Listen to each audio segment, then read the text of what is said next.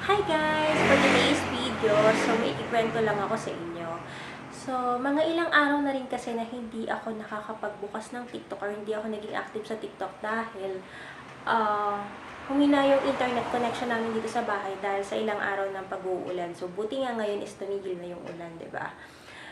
And then, nung chinek ko yung TikTok ko, meron akong na-receive na isang notification under ng monetization. May isa akong invite na na-receive. Direct siya nag-message sa akin.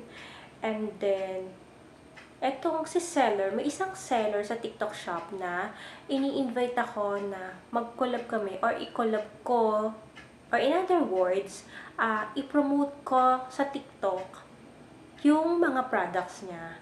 So, nakakatuwa, di ba? Kasi parang nag-uumpisa ka pa lang sa TikTok, hindi ka pa ganun kadami yung followers mo, or parang hindi ka pa talaga ganun kagaling, or hindi ka pa ganun ka knowledgeable sa TikTok. Sinusubukan mo palang mag-umpisa, pero may nakakapansin na kagad nung ginagawa mo.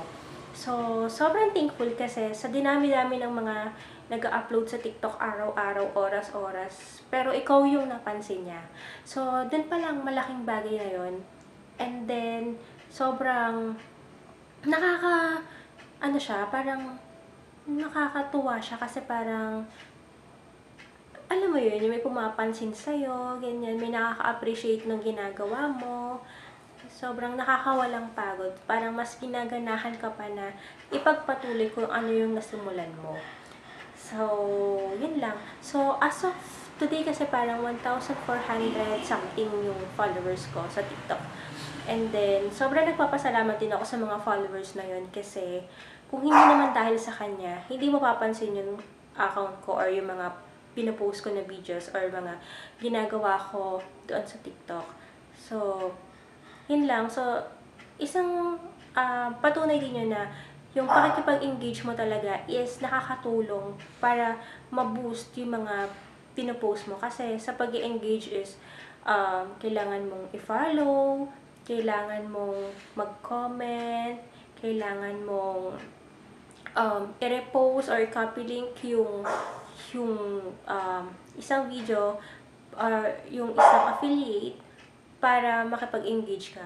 So, yun. Sobrang thank you sa mga kapwa ko na nag-affiliate din, na nag-uumpisa kasi sobrang supportive sila. So, simula umpisa hanggang ngayon, nandyan pa rin sila kapag nag-upload ka talagang sasabog yung notification mo kasi talagang magra-react sila or i-repost din nila yung ginagawa mo.